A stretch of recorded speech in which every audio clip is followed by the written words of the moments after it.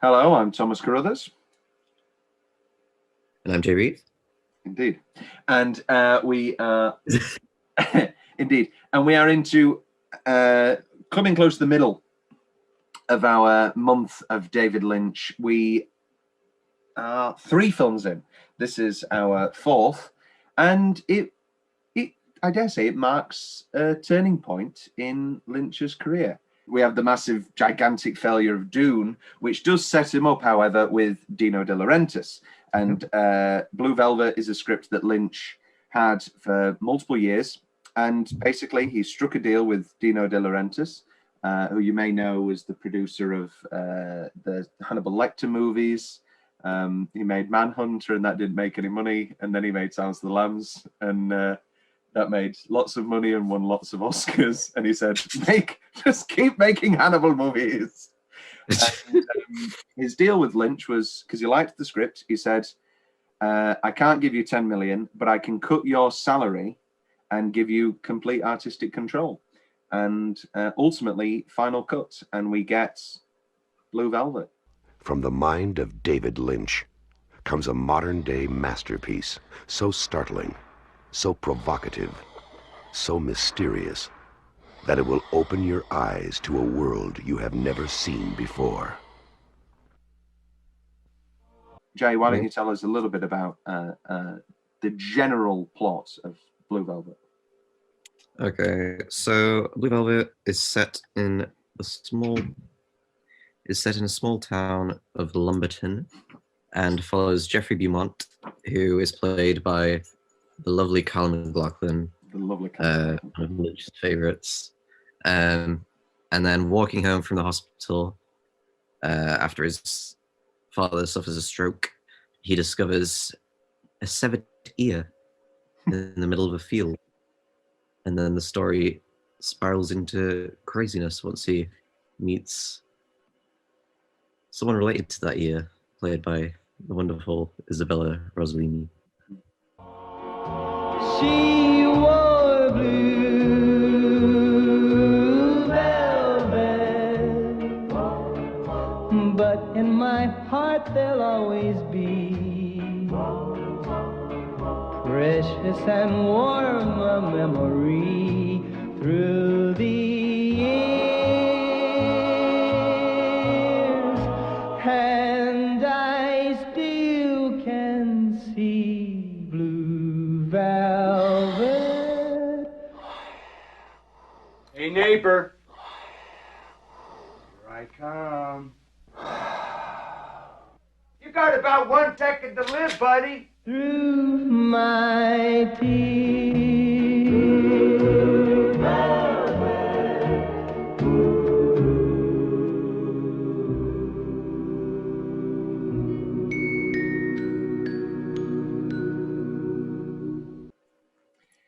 Do you want me to go further? I think we can talk now about just the ingenious of the setup of this film. I know.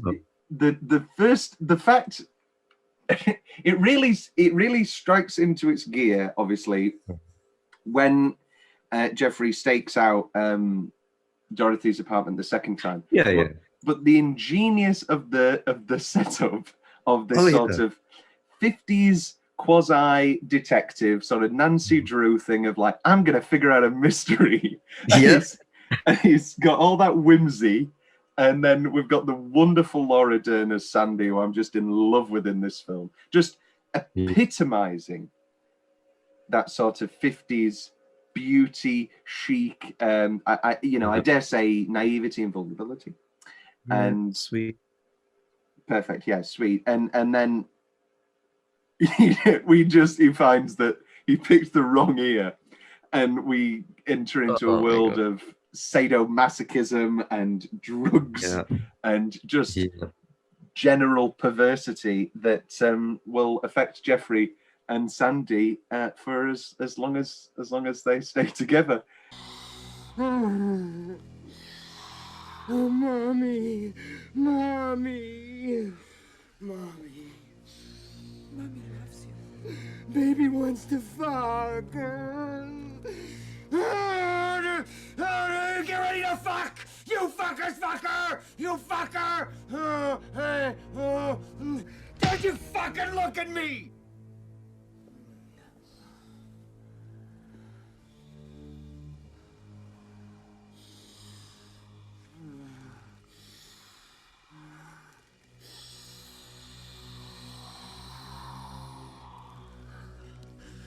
Baby, what's blue velvet?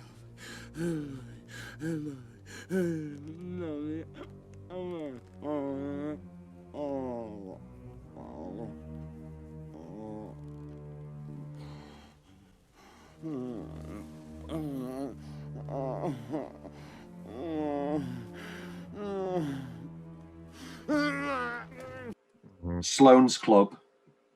The initial Right. the initial viewing of Dorothy singing Blue Velvet, and then into Blue Star with the incomparable Angelo Badalamenti on the piano. Yes. Yeah. Into the closet, what I'll call the closet scene, where we meet Frank for the first time. Yeah. And what is referred to as the ritualistic rape scene, because it's not a, well, it's definitely an assault scene, but then she seems to like it. There's this deep, dark, perverse psychology and sex in this film. It's clear that Dorothy is enjoying. Is that a cat I keep hearing? Yeah. Not the biggest fan. I'm not a big fan of cats. I'm not a big fan of cats. Not just the musical. That one hates me. Right. We're talking about the closet scene. Yes. And we're distinctly talking about Dorothy's sexuality. And she's clearly into sadomasochistic tendencies. Yes. Sort of elements of pain. Yeah. The question is, of course, and Isabella Rossellini saw it as an empowered character. Mm-hmm. There is the question, has that been brought out of her from a clear repeated abuse from Frank? Or is that something that she genuinely enjoys? As she is, you know, having consensual sex with Jeffrey later in the film, she asks to be hit. There's lots of deep psychology to delve into here. I mean, just touching on that, like with the whole film's about like the dark underbelly of the small American town, isn't it? And then you have Jeffrey, who starts off like, you know, he's very innocent, he's very chicken dance. Yeah, chicken dance. But then she keeps on pushing him during the scenes together to hit him. And it's kind of like suggesting that everyone has some dark tendencies that they could lean into. Even in the town of Lumberton. I mean, I'm not original in this thought here. It's something that's been posited a lot. But that initial sequence, which we'll get to in Best Single Minute, of the heart attack / stroke, and that picket fence, Blue Velvet playing, Bobby Vinton, those pristine, beautiful images, the roses, his mother watching maybe Invitation to Love, we don't know, but and then that heart attack, and then burrowing down into the bugs and the grime and the dirt. If one was to pick an image to consolidate Lynch's entire career, it would be this. Into meeting Frank. Is there a better intro line than "Shut up, it's Daddy, where's my bourbon"? No. Oh my God. Frank Booth. Let's talk about Frank. What a nice character. No. Oh. It's weird because he's not as charming.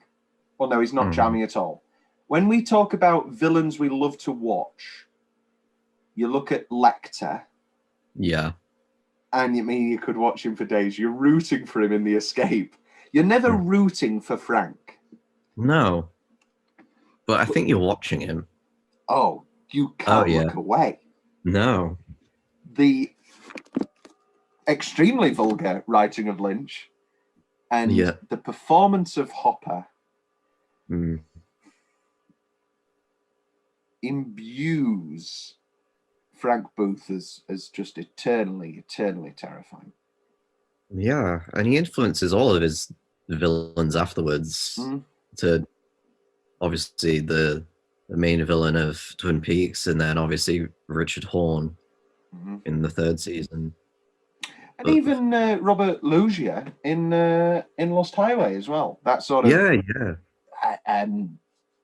higher ranking thing. Yeah. But he's so perversely entertaining and funny and funny.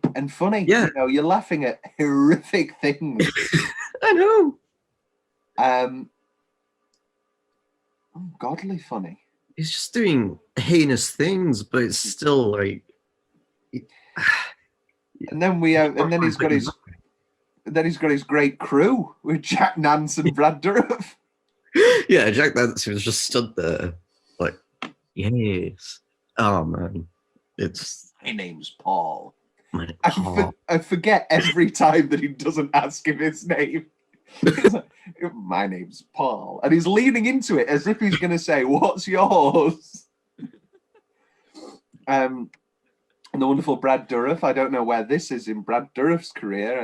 I presume. I mean, it's obviously after Cuckoo's Nest, one of my 3rd favorite film of all time. And before Child's Play, sort of revitalizes his career and makes it what it is today. And also, this is before Exorcist 3, which is incredible. Exorcist 3, brilliant film. Oh, is it? Very, very good. Very good. Exorcist 2 is obviously a shambles, but Exorcist 3 is brilliant, I dare say. Right. Everybody buy the Blu-ray, the Arrow video Blu-ray. Mine arrived the other day. I loved watching it in pristine high definition.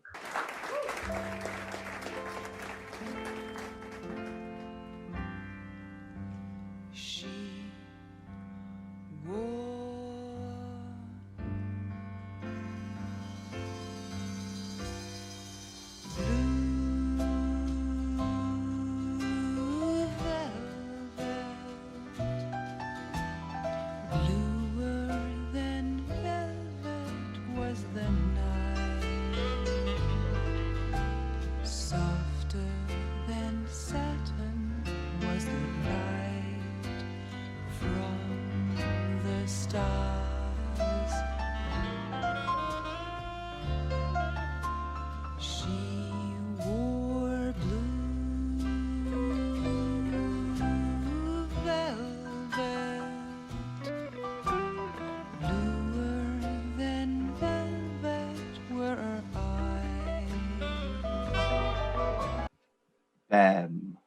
played by the wonderful Dean Stockwell. Yes. The flickering eyelids. Oh. Fine. I'm fine. I don't want to spoil my specific favourite part of the film, but it's his raising of the eyes on, "Here's to your fuck, Frank." Oh. We need to start saying that as our cheers. Yes. This is greatly passed us by, this opportunity. When are we going to host a Blue Velvet party where we make our little kitchen into Ben's house? Yes, that would be fuck anything that knows. Oh, I quote that too often. It's a great quote. And if more people watch the film, we'd look less like deranged perverts. Yeah, I know. What's your favorite? I think it's Ben. I think something. just we talk about the bizarreness of Lynch, and people just write it off. Such specific, brilliant choices. The cigarette holder. Yep. The faint white makeup. Yep. The microphone that isn't even on. Yep. And this leads into probably the most singular and my favorite part. Definitely my favorite use of music in the film. The miming of In Dreams, which I believe is just one of your favorite songs. Why don't you talk about it? Oh, okay. Well, that's the moment I fell in love with the film. The first time I watched it. I don't know what it is about Lynch, but whenever he takes it into something theatrical with the singing, and it just the film just stops to focus on it for a moment. It's just incredible for me. And it's when people say that Lynch's films are dreamlike and dreamy and surrealist, I think it just perfectly encapsulates that within a minute.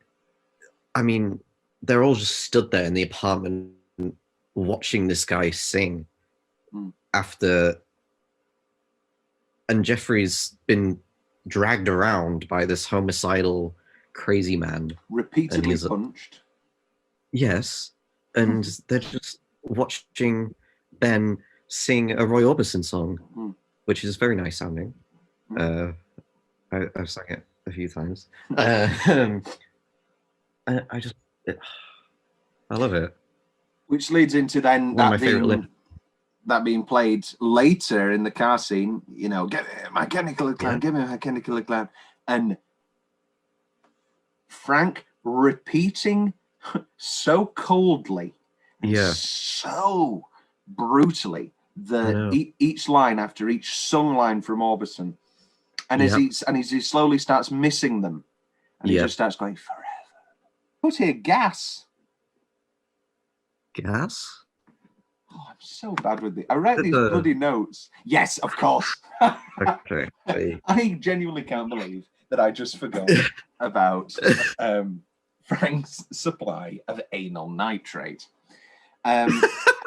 So we both know what it should have. We know the story of what it should have been. Let's tell our audience. It was going to be helium. Okay. Oh yeah, that would have been interesting. It was going to be helium. Then Hopper said that it needed to be amyl nitrate because obviously Hopper was just out of rehab for drug and alcohol abuse. By all accounts, terrible man, really, quite abusive in the height of his drug use and alcoholism. And this sort of marked a comeback for him with Hoosiers as well being shot this year, which he got a nomination for Best Supporting Actor for. And he said, no, people don't snort helium. They snort in amyl nitrate because it heightens your sex drive, apparently, and it makes sex better. Okay. So that's what he's sucking on. And however, then Hopper returned to the idea of helium like in the 90s and was, wait, no, that would have been funnier if it was helium. And that is why in Lynch in the 90s, looking back, said that's why amyl nitrate was better because it shouldn't have been funny. The scene was perverted and funny and dark and twisted enough. Yes. Would it have been better? Or would it have been better with helium? Baby wants to fuck. I mean, it gets him more to a baby voice.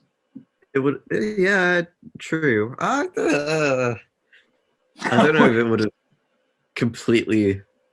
It's already weird enough as it is that he's like sucking onto this. And then but... And David Lynch joins me now from Montreal. David, what is this movie about? This movie, I say, is about the mysteries of darkness and love.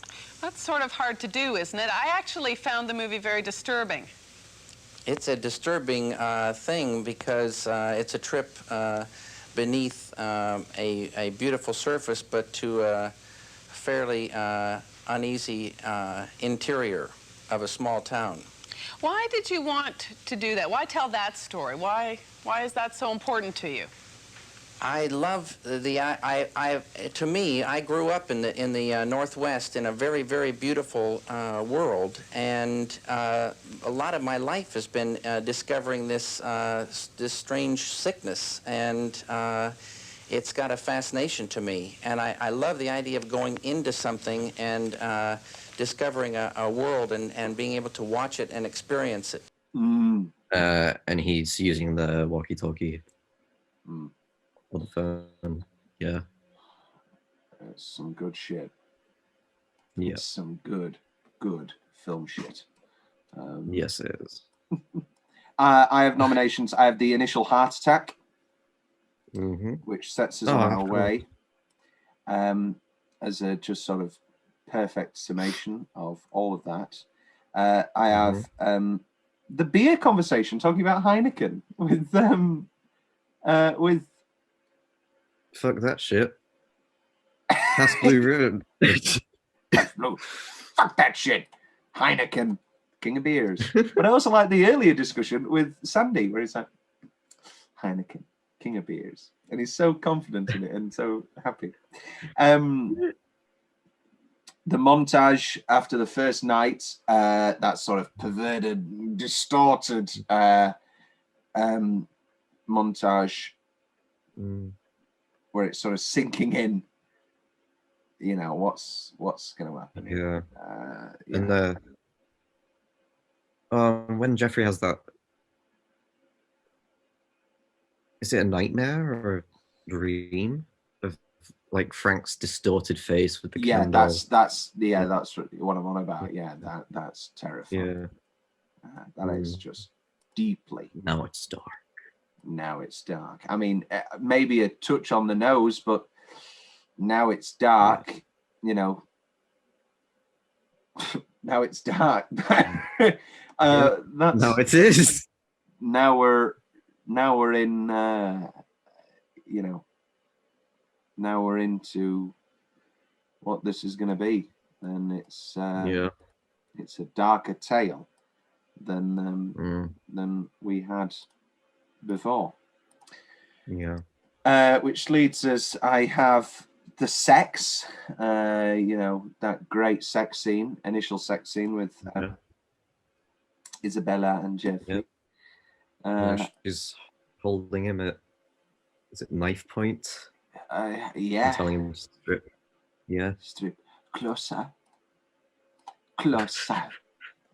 You like to watch? Have you been a bad boy? Do you want to be a bad boy? Again, in that beautiful robe. I love that robe. What a great robe. Yeah, it's so sweet. If you could have one prop from this movie, Jay, what would it be?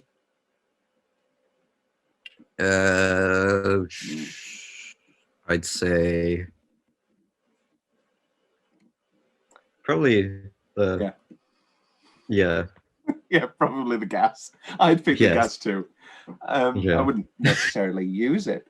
It would be a great if you came to a party with that's a great leather jacket. Well, wait till you see what's inside. But you hear that tap turning on.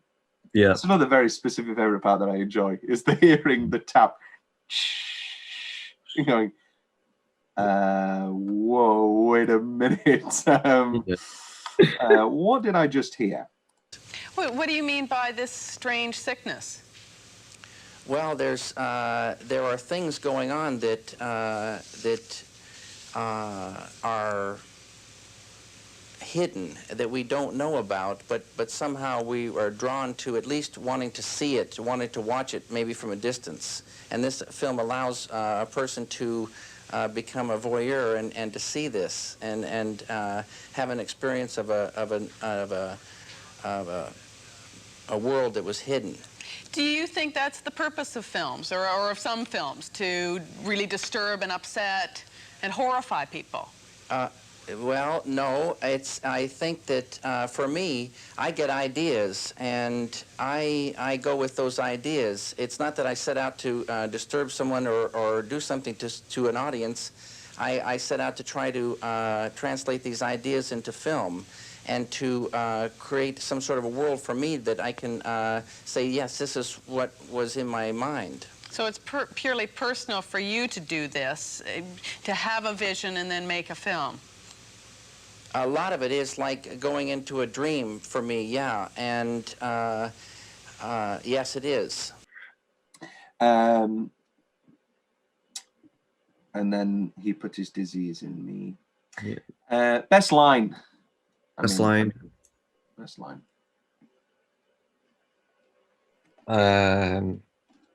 Oh, I haven't written it down. I have here a couple. Baby wants to fuck. Yeah. Best exchange.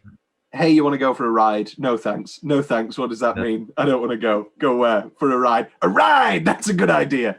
Is incredibly well written and well delivered. Also the scene with Jeffrey and Sandy where I think outside a church, and you can hear like a version of Mysteries of Love playing, and she's talking about the robins coming, which obviously sets up the ending. The end. I can't figure out if you're a detective or a pervert. Well, that's for me to know, and you'd find out. Wrong answer, Jeffrey. This girl's great. Get her on your side. Yeah. You go. That's for me to. Yeah. I'm a detective. I'm just very interested. Yeah. Yeah. Don't toast to my health. Toast to my fuck. Here's to your fuck, Frank. Yeah. Here's to your fuck, Frank. I looked for you in my closet tonight. Yep. I'll send you a love letter. Any other nominations, Jay?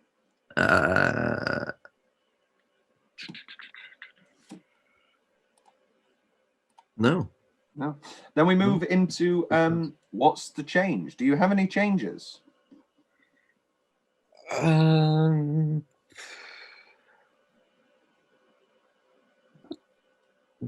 don't know. I mean, I love Blue Velvet. I just think he executed the same things a bit better in Twin Peaks. Yeah, I've got here. I know it. You know, the pace and everything. I don't especially like the initial montage of Dorothy's two performances.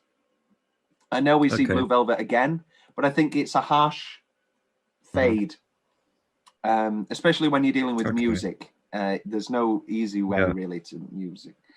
Changes. Let's talk about Jeffrey's two timing. Yeah. What a dog. It doesn't really touch much on that. It goes from that happening and then him apologizing pretty quickly, and then I think the most egregious scene to scene is when he says he loves Sandy and kisses her. Yeah. And then he goes and has sex with Dorothy. Yeah. I mean, I think that was the point. Oh, but yeah. Still. Yeah. Still, geez. Jeffrey. And then, yeah, Dorothy ends up reunited with her son. Very nice ending. I keep that. Yeah. Obviously, her husband's dead, unfortunately. Yeah. And set up so brilliantly, like a wax museum by old Frankie. Maybe make more of a deal out of Dorothy's son before the end, even though it's already quite big. Yeah. Could see that, yeah. What's left from Jay's notes?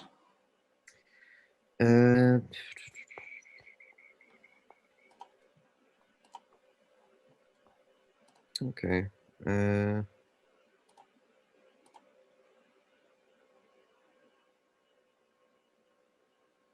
Got a few whilst you're getting that. Yeah. We touched on most of mine. Go on, sorry. Okay. It's kind of got to do with the film. So you know when she comes out naked at the house, that was inspired by something Lynch saw when he was younger. Yeah. he actually, yeah, which is just weird to think about. When he It's a saw weird world. the making. Yeah, it's why I just think his films are honest, even though they're so bizarre. They're just so sincere. Like, that actually happened. Well, this leads us into a few fun facts. Let's talk about a bit more of behind the scenes. In an interview, Dennis Hopper claimed that writer-director David Lynch would never say the word fuck during filming. He would simply point to the line in the script and say, "That word." Which Lynch has said this isn't exactly true, but he didn't want to charge the atmosphere any more than it already was. Okay. Which is understandable. But we also know Lynch's wonderful proclivity to swear from all the behind-the-scenes Twin Peaks footage. Fucking morons. Albert Einstein, what does he say? Einstein must have been furious. What a heavy load Einstein must have had. Morons. Fucking morons everywhere. Several of the actors who were considered for the role of Frank found the character too repulsive and intense. Not Dennis Hopper. Dennis Hopper, by contrast, is reported to have exclaimed, "I've got to play Frank because I am Frank." Not really. And so David Lynch then went back to Kyle and Isabella and said, "I think I found a great actor. I don't know what it's going to be like behind the scenes." Yeah. This is also one of Roger Ebert's favorite films, not? Oh, rewatching that footage, couldn't believe it. I think he's completely unjustified. So his basic arguments was that, it was pornographic, and it was taking he had not necessarily a problem with the film. He had a problem with the way that the actors were treated and what Lynch was asking Isabella Rossellini to do. And Siskel immediately shuts him down and says, Isabella Rossellini was paid and knew what she was doing. And by all accounts, no issues on the set, despite the very heavy nature of what's being done. Lynch, very, very considerate director. Oh, he's very tender with his actors. Yeah. I just have no basis in what Ebert's saying. And Ebert's a critic that I otherwise, this is the thing. I agree with him most of the time, but sometimes he's just wrong. And it's an unbearable load he has, obviously, proclaimed as the greatest film critic or whatever. So his opinions, anytime they're, you can't have a wrong opinion. But anytime that they're not aligned with the majority, he sort of gets shafted. And there was also Mark Kermode, who walked out the first time he saw it, but then changed his mind. I remember that surprised me when I watched his video. Yeah, how do you walk out? What? Yeah, Blue Velvet. Yeah, he said at the time he wasn't good enough to watch it, which but what a bullshit. Anyway, Isabella Rossellini's role was written by David Lynch for Debbie Harry of Blondie. However, Harry was sick of receiving offers to play the weirdo after she had played such a character in Videodrome, which is a great Cronenberg film. What is it with Weird Davids? Oh, I know. Roy Orbison initially rejected David Lynch's request to use the song in Dreams. Lynch found a way to legally use the song anyway, and Orbison did not discover the song was in the movie until Orbison just happened to see the movie in a California theater. Orbison eventually filmed a video for the song that was produced by Lynch with footage from the movie. That's nice. It's a great video. And then obviously he used one of his songs again, but in Spanish.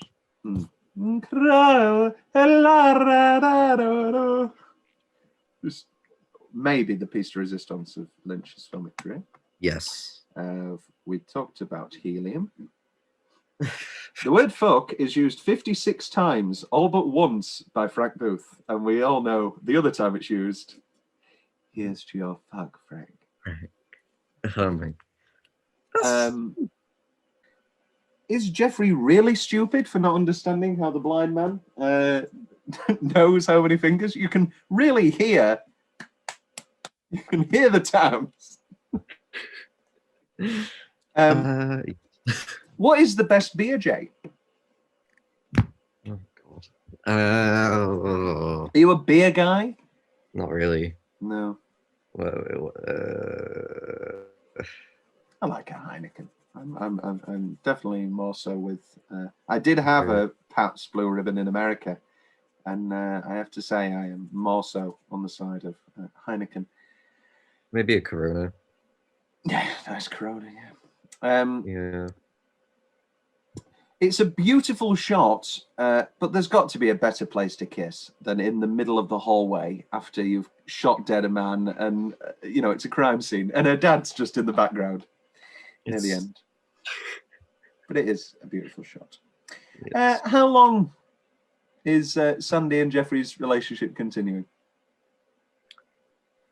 Oh boy. Do they ever have a conversation where they get drunk and Sandy goes, "Right, you bastard." Did you enjoy having sex with that older woman? With Well, Isabella Rossellini. Who's Isabella? Oh my word! Oh my God! Who's Isabella Rossellini?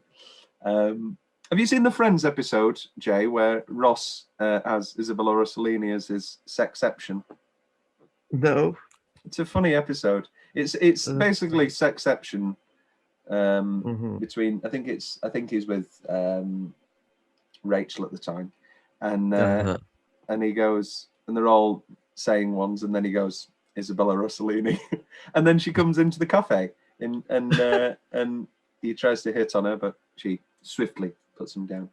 And I think that's about it for Blue Velvet, and almost certainly one of the more accessible Lynch films in many ways. Jay, do you have any final thoughts on Blue Velvet? It was just a great film. I can't take it apart as much because obviously I'm more invested with how he does the same things in Twin Peaks, but I love Frank Booth. I love stretches of the film. It's great. Sure is, indeed. Right, Jay, it's been a pleasure. Blue Velvet. Thank I'll you. fuck anything that moves! Dabba dabba dabba da da ba ba ba ba ba ba ba.